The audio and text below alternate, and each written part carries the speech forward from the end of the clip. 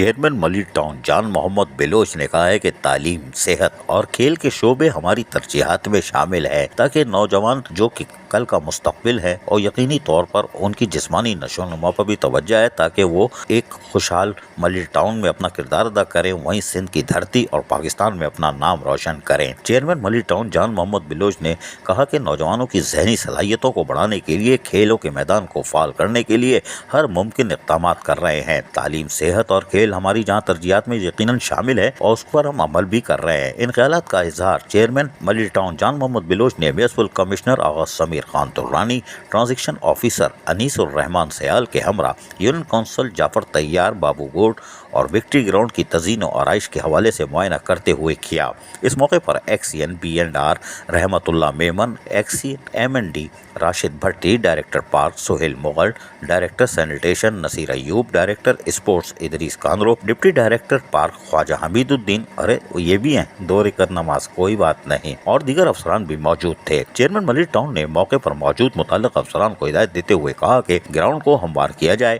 گراسنگ اور لائٹنگ کے بہتر انتظامات کے لیے بھی اقدامات بروئے کار لائے جائیں، پانی کے لیے بورنگ کا انتظام کیا جائے تاکہ کھیل کے میدان آباد ہوں گے تو نوجوان صحت مندانہ سرگرمیوں میں مشغول ہوں گے، اور ان کو ہم یقینی طور پر جہاں اور سہولتیں فراہم کرنے جا رہے ہیں تاکہ ملی ٹاؤن کا نام یہ روشن کریں گے، آگے جا کے سندھ کی دھرتی کے ساتھ ساتھ پاکستان کے سب ہلالی پرچم کو بھی یہ بلند کریں گے۔ عزیز عارف، KBS بلدیاتی نیوز کراچی۔ ایسی ہی خوبصورت ویڈیوز فیوچر میں حاصل کرنے کے لیے ریڈ بٹن پر کلک کر کے اور بیل آئیکن کو پریس کر کے ہم سب کے سبسکرائبر بننا مت بھولیے۔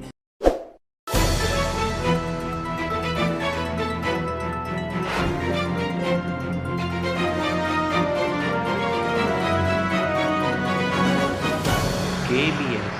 بلدیاتی نیوز۔